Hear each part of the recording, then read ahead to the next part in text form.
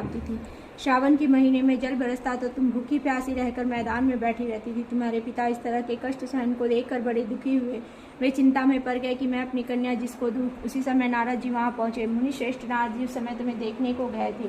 नारद जी को देखकर गिरि ने आद्य पद्म आचरण आदि देकर उनकी पूजा की और कहा, हे स्वामिनी, आप किस लिए आए हो? मेरा अहो भाग्य, आपके आगमन मेरे लिए अच्छा है। नारद जी ने कहा, हे पर्वतराज, सुनो, मैं विष्णु भगवान का भेजा हुआ आपके पास आया हूँ।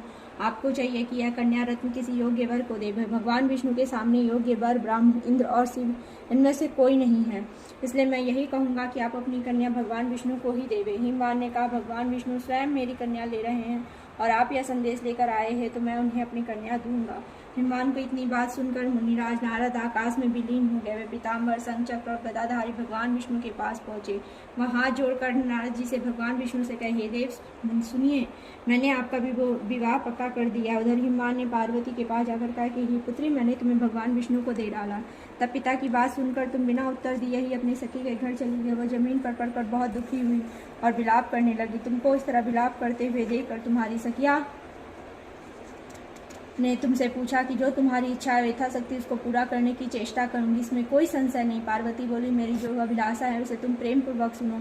मैं एकमात्र शिव जी को अपना पति बनाना चाहता हूँ, इसमें कुछ भी संशय नहीं है। मेरे इस विचार को पिताजी ने ठुकरा दिया है, इससे मैं अपने शरीर को त्याग दूंगी। पार्वती की इस बात को सुनकर सखियों ने कहा कि शरीर का त्याग ना कर चलो, किसी ऐसे वन को चले जहाँ पिता को पता ना लगे। ऐसी सलाह कर तुम वैसे वन में जा पहुंची। उधर तुम्हारे पिता घर घर तुम्हें खोजने लगे। दूतों द्वारा भी खबर लेने लगी कि कौन देवता या किन्नर मेरी पुत्री को हर ले गया है। उन्हें मन ही मन कहा, मैं नारद के आगे प्रतिज्ञा कर चुका हूँ, अपनी पुत्री भगवान विष्णु को दूंगा। ऐसा सोचते सोचते हिमवान मूर्छित हो गए। गिरिराज को मूर्छित देखकर सब लोग हाहाकार करते दौड़ पड़े। जब होश हुआ तब सब पूछने लगे कि गिरिराज, आप अपनी मूर्छा का कारण बताइए।